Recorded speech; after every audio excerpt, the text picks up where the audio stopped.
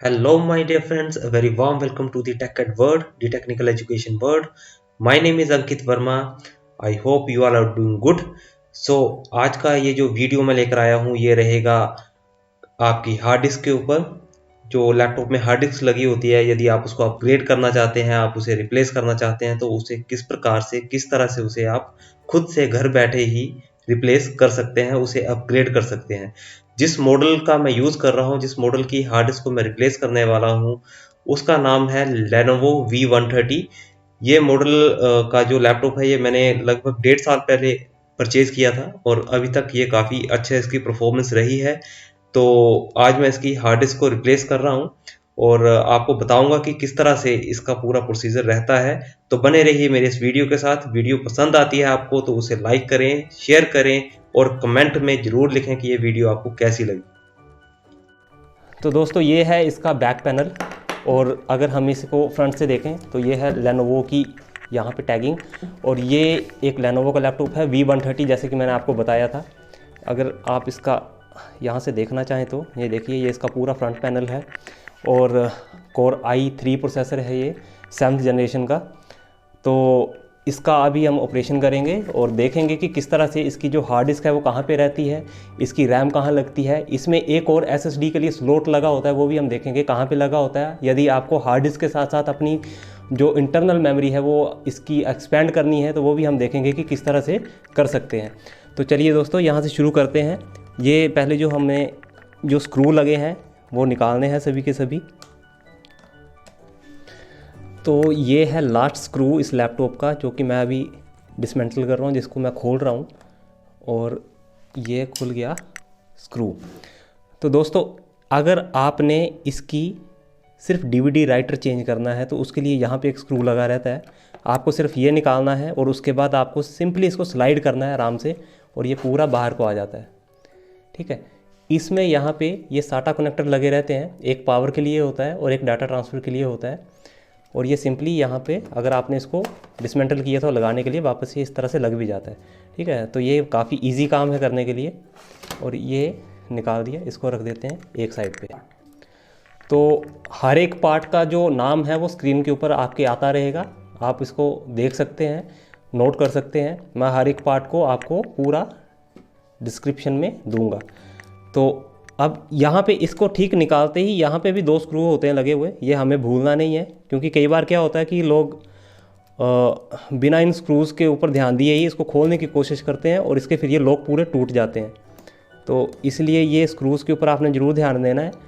ये जो स्क्रू होते हैं ये बिल्कुल इसके ठीक नीचे लगे होते हैं, तो ये पहले नहीं दिखते। जैसे देखो, जब मैंने निकाला उस वक्त ये स्क्रू आपको नहीं दिखेंगे, जब इसको निकालेंगे उसी वक्त यहाँ पे स्क्रूज़ नीचे ये दिखाई देते हैं। तो ये मैंने यहाँ से इसको निकाल दिया हुआ है। अब इसको डिसमेंटल करने के लिए बेस्ट तरीका ये होता है कि आपके पास कोई इस तरह का कार्ड रहना चाहिए। ठीक है, उससे आप यहाँ से लॉक के साथ ऐसे फंसा के इसको निकाल दें।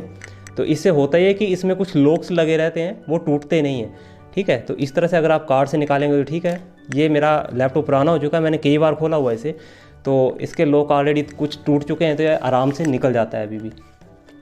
तो ये देखिए,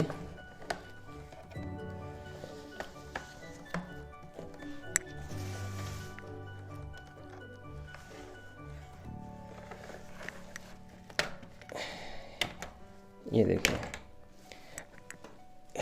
ये मैं इसको रख देता हूँ साइड पे। तो दोस्तों ये है इसका पूरा इंटरनल स्ट्रक्चर, ये पूरा मदरबोर्ड लगा हुआ है। इसकी एक मेन बात यह है कि इसमें बैटरी अंदर ही लगी हुई आती है। इसकी जो बैटरी होती है, जैसे कुछ लैपटॉप्स होते हैं उसकी बैटरी बाहर होती है, बट इसकी बैटरी अंदर होती है। अगर आपकी बैटरी ख़राब होगी तो वो भी यहाँ से रिप्लेस हो जाती है। ये कनेक्टर लगा हुआ है, आप इस कनेक्टर को आसानी से यहाँ से निकाल सकते हैं और ये बैटरी निकल आती है बाहर को। नई बैटरी लेकर आइए और इसको सिंपल यहाँ पर फिट कर दीजिए। तो आज का जो हमारा टॉपिक है वो है इस चीज़ का। ये जो चीज़ आपको दिख रही है यहाँ पे लगी हुई अलग सी, इसको बोलते हैं हम hard disk, HDD, hard disk drive. तो ये 1 TB की हार्ड डिस्क है जो कि इसमें लगी है और अब मैं इसको रिप्लेस करूँगा। ये ख़राब हो चुकी है, मुझे चाहिए कि मैं इसे रिप्लेस करूँ। तो इसको रिप्लेस करने के लिए हम यहाँ पे ये 4 स्क्रूज़ लगे हैं, हम इसको आराम से निकालेंगे।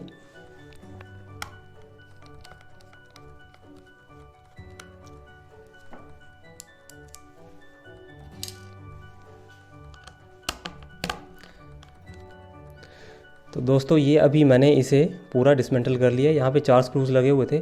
स्क्रूज़ खोलने के लिए आपको इस तरह की एक किट लेने पड़ेगी। इसे बेसिकली अगर आप मार्केट में जाएंगे तो ये 150 रुपये तक के आराम से मिल जाएगी आपको। इसे हम सिंपल टूल किट ही बोलते हैं। मोबाइल टूल किट होती है ये, मोबाइल या लैपटॉप के खोलने के लिए यूज़ होती है। ठीक है, तो इसमें ट्विज़र लगी रहती है, बाकी इसमें स्क्रू ड्राइवर वगैरह और अलग अलग तरह के इसके हेड होते हैं, वो सारे यहाँ पर आपको मिल जाएंगे। ठीक है, तो ये सारी चीज़ें जो होती हैं ये एक लैपटॉप को खोलने के लिए, बेसिकली उसको रिपेयर करने के लिए काफ़ी काम आती हैं। तो वापस आते हैं हमारे टॉपिक के ऊपर। ये रही यहाँ पे इसकी हार्ड डिस्क, और ये हार्ड डिस्क के मैंने ये चारों स्क्रूज जो हैं ये मैंने खोल लिए हुए हैं। अब आपको करना ये है कि ये हार्ड डिस्क जो है ये इसको इस तरह से निकालना है, और इसकी ये जो साटा केबल लगी हुई है ये जुड़ती है हमारे मदरबोर्ड के साथ। मदरबोर्ड के ये देखिए आपको सामने यहाँ पे दिख रहा होगा, ये एक छोटा सा कनेक्टर लगा हुआ है। कनेक्टर को आपने इसे खींचना नहीं है इस तरह से, क्योंकि खींचेंगे तो ये ख़राब होने का चांसेस इसमें ज़्यादा रहते हैं। आपको करना ये है कि इसको आराम से, ये देखिए ऊपर की तरफ को पुश करना है। ये देखिए ये खुल जाता है, मैं उम्मीद कर रहा हूँ कि आप देख पा रहे होंगे। ये खुल जाता है, जैसे ही खुलेगा तो आपने इसको आराम से बाहर निकाल लेना है।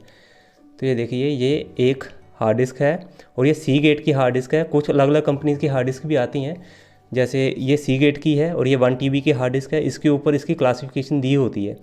साथ ही साथ और कुछ कंपनीज़ की आती हैं, जैसे वेस्टर्न डिजिटल की आती है, सैमसंग की आती है, और कुछ कंपनीज़ आती हैं तोशिबा वगैरह की, वो भी अपनी हार्ड डिस्क जो हैं वो बनाती हैं। तो ये जो हार्ड डिस्क इसमें लगी हुई थी ये थी सीगेट की। तो अब इसको रिप्लेस करना है मुझे किसी एक नई हार्ड डिस्क के साथ।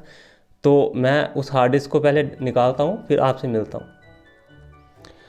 तो मैंने अभी इसकी हार्ड डिस्क निकाल के रखी हुई है, जो कि नहीं चल रही थी। तो ये मैंने आपको स्क्रीन बिना हार्ड डिस्क के दिखाने के लिए इसको ऑन किया हुआ है। तो जब हार्ड डिस्क नहीं होती किसी सिस्टम में तो उस वक्त ये बूट के ऑप्शन मांगता है, क्योंकि हार्ड डिस्क में ही हमारा ऑपरेटिंग सिस्टम रहता है। जो हम विंडोज़ इंस्टॉल करते हैं वो रहती है हार्ड डिस्क के अंदर। अब हार्ड डिस्क है नहीं, तो इसका मतलब ये है कि ये ऑपरेटिंग सिस्टम ढूंढ रहा है। तो अब ये आपसे ऑप्शन मांग रहा है कि कहाँ से आपने ऑपरेटिंग सिस्टम को बूट करना है। ठीक है, तो हार्ड डिस्क की जो मेन प्रॉब्लम रहती है कई बार वो ये होती है कि हार्ड डिस्क डिटेक्ट ही नहीं होती। वहाँ पे आ जाता है लिखा हुआ कि operating system not found. Operating system not found का मतलब ये होता है कि आपकी हार्ड डिस्क में जो ऑपरेटिंग सिस्टम आपने इंस्टॉल किया था, डाला था, वो अब आपको नहीं मिल रहा है, आपका सिस्टम उसको सर्च नहीं कर पा रहा है। तो पहला फॉल्ट तो ये यहाँ से पता चल जाता है कि हार्ड डिस्क में कोई ना कोई एरर हुआ है। दूसरी बात ये होती है कि कई बार क्या होता है कि हार्ड डिस्क के जो सेक्टर्स होते हैं, जो उसमें प्लेटर लगे होते हैं, जो उसमें सेक्टर्स होते हैं, वो करप्ट हो चुके होते हैं। करप्ट होने की वजह से उन हार्ड डिस्क में जो आपने विंडोज़ वगैरह इंस्टॉल की हुई है वो काम नहीं करती और ब्लू स्क्रीन एरर आता है। वो आपने कई बार देखा होगा, अगर आपने नोट किया हो तो ब्लू स्क्रीन एरर आ जाता है। और उसके बाद अगर आप कई बार उसमें विंडो फिर से इंस्टॉल करने लगेंगे तो वो इंस्टॉल नहीं होती है। तो इसी वजह से ये मेरा जो टॉपिक है वो यही है कि हार्ड डिस्क को किस तरह से हम रिप्लेस कर सकते हैं। तो अभी हम वापस जाएंगे उसी जगह पे। तो ये हार्ड डिस्क मैंने नई ली हुई है, ये भी सीगेट कंपनी की है और 1 TB की ही हार्ड डिस्क है। तो अब हम इसको यहाँ पे इंस्टॉल करेंगे। किस तरह से करेंगे, इसका ये वाला जो पोर्शन है साटा केबल वाला, ये रहेगा आपका मदरबोर्ड वाली साइड, इस कनेक्टर वाली साइड। ये मैंने आपको बताया था ना, इसमें फ्लैप लगा होता है, इसको आप ऊपर करके यहाँ पे इसको सेट कर सकते हैं। तो आपने करना कुछ नहीं है, सिंपल इसको इस तरह से लेना है और यहाँ पे ये जो इसकी केबल है उसको आराम से इसके ऊपर रखना है। कोई ज़बरदस्ती वाला काम नहीं करना है, सिंपल सा इसको यहाँ पर आप रखेंगे। ये देखिए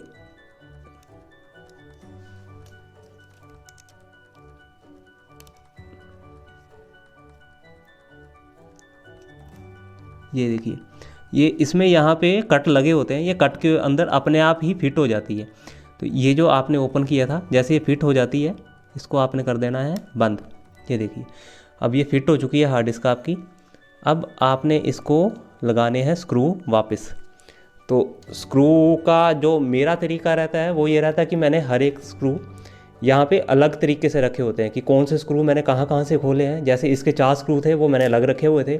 ये 2 स्क्रू जो यहाँ पे लगने थे, इस जगह पे जो ये जो 2 स्क्रू लगने थे जो मैंने आपको बताए थे हिडन रहते हैं, वो मैंने अलग से रखे हुए हैं, बाकी स्क्रू अलग से पड़े हुए। तो बेस्ट तरीका ये रहता है कि आप हर एक स्क्रू को अलग अलग रखें ताकि बाद में आइडेंटिफाई कर सकें कि ये स्क्रू यहाँ लगा हुआ था। तो यहाँ पे अब इसको हम स्क्रू अप करते हैं। एक और मेरी रिक्वेस्ट रहेगी आपसे कि जब कभी भी आप कोई टूल किट लें तो उसमें ये ज़रूर इंश्योर करें कि आगे मैग्नेट लगाओ, क्योंकि इन केसेस में क्या होता है कि हमारे हेड में से स्क्रू के फिसलने का बहुत चांस होता है, तो इसके साथ मैग्नेट लगा हो तो आराम से ये इसके साथ चिपक जाता है। और दूसरी बात यह है कि हमेशा जब भी आप स्क्रू करें तो डायगनली करें। ऐसा ना हो कि एक ही साथ यहाँ पे आपने दोनों स्क्रू लगा दिए तो ये यहाँ से ऊपर की तरफ उठ जाएगा और इसके जो लॉक होते हैं वो टूटने का खतरा रहता है। तो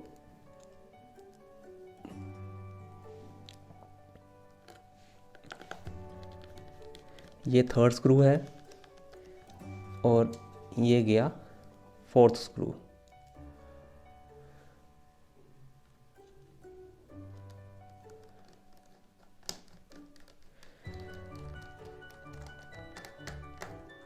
तो फ्रेंड्स हमने इसको अभी इंस्टॉल कर दिया है, ये नई हार्ड डिस्क इसमें जा चुकी है। तो अब हम इसको बाइंड अप करेंगे, फिर से इसको वापस इसका कैबिनेट लगाएंगे। तो बंद करने के लिए सिंपल इसका ये जो कवर है इसको हम उस जगह पे रखेंगे जहाँ पे ये लग सकता है। इसको थोड़ा सा प्रेस कर देता हूँ क्योंकि बार बार निकल रहा है।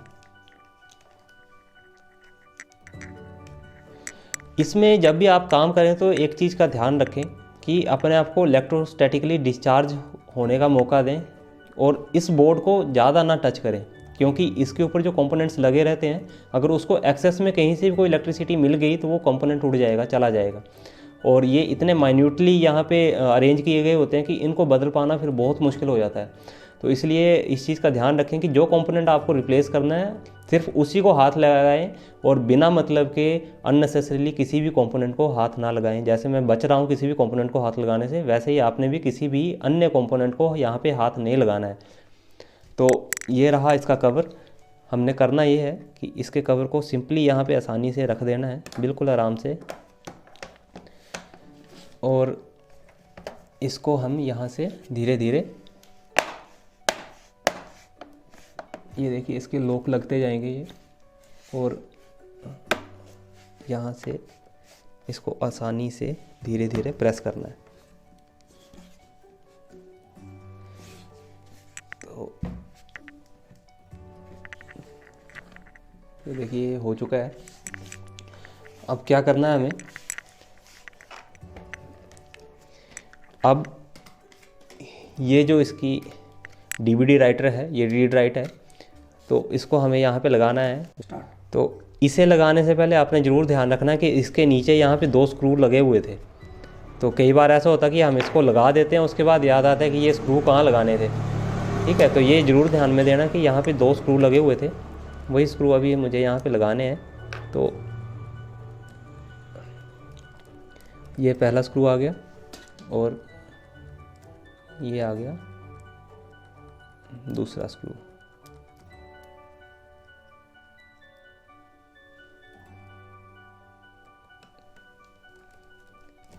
देखिए दोस्तों ये लग चुका है और अब हम इसे यहाँ पे फिट करेंगे। एक और चीज़ का ध्यान है, इसे ऐसे ना डालें, इस चीज़ का देख लें ये कहाँ पे फिट होता है। देखिए ये यहाँ पे लगेगा जाके, तो इस तरह से अंदर जाएगा। ये यहाँ फिट हो चुका है, तो अब इसका स्क्रू लगाएंगे।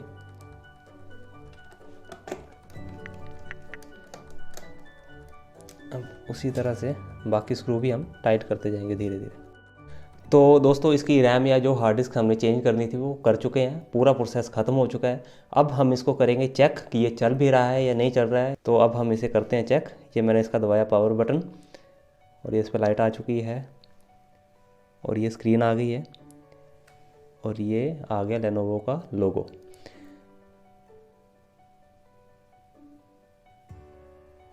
तो दोस्तों ये विंडोज़ का लोगो आपको दिख रहा है। ये जो हार्ड डिस्क मैंने इसके अंदर डाली है उसमें विंडोज़ ऑलरेडी इंस्टॉल थी, तो ये विंडो यहाँ पे बूट हो रहा है ये पूरा प्रोसेस।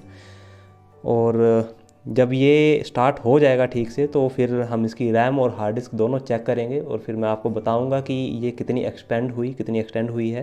पहले इसमें हार्ड डिस्क थी वो 1 TB की थी, 1 ही TB की मैंने फिर से लगाई है तो वो उतनी रही होगी। तो मिलते हैं कुछ देर बाद, इसको बूट होने देते हैं। तो दोस्तों ये मेरा लैपटॉप बूट होने के बाद बिल्कुल रेडी है इस वक्त। इसकी हमने हार्ड डिस्क चेंज की थी, तो हार्ड डिस्क की जो कैपेसिटी थी वो आपको एक तो यहाँ पे शो हो जाती है, जैसे कि आपको दिख रहा होगा। ये मैंने 3 पार्टीशंस यहाँ पे बनाए हैं इसके। ये एक 415 GB का है, ये भी एक 415 GB का है और ये 99 GB का है, लगभग 100 GB का। तो ये 1 TB की हार्ड डिस्क है जो कि तीनों पार्टीशंस मैंने इसमें क्रिएट किए हैं। यदि आपको यहाँ पे इसके पार्टीशंस नहीं देखने हैं तो बेस्ट तरीका होता है एक इसका, आप Windows+R दबाएं। Windows R दबाने से यहाँ पे रन खुल जाता है। तो रन में आपको लिखना है जाके diskmgmt.msc, ये कमांड रहती है, इसको आपने यहाँ पे लिखना है। डिस्क मैनेजमेंट की कमांड होती है। ये लिखने के बाद आपको ओके करना है या सिंपली एंटर प्रेस करना है। इसको प्रेस करते ही यहाँ पर आपके पास ये डिस्क मैनेजमेंट का एक पूरी विंडो खुल जाएगी और यहाँ पर जितने भी पार्टीशंस आपके बने हैं या नहीं बने हैं, कई बार ऐसा होता है कि हमने यहाँ पर पार्टीशंस क्रिएट नहीं किए होते हैं। तो अगर हमने पार्टीशंस क्रिएट नहीं किए होंगे तो यहाँ पर वो वाला पार्टीशन दिखेगा ही नहीं। जैसे यहाँ पे अभी 99 GB दिख रहा है, 415 GB दिख रहा है। और अगर मैंने ये वाला पार्टीशन जो अन्य जो मैंने यहाँ पे बनाया है लोकल डिस्क ई नाम का, अगर ये मैंने बनाया नहीं होता तो ये यहाँ पे शो नहीं होता। तो इसके लिए हम क्या करते, विंडोज आर पे जाते, diskmgmt टाइप करते, .msc टाइप करते, ओके के ऊपर प्रेस करते, ये खुल जाता। उसके बाद वो पार्टीशन हमें यहाँ से क्रिएट करना पड़ता है, यहाँ पे राइट क्लिक करके फॉर्मेट करके वो पार्टीशन क्रिएट हो जाता।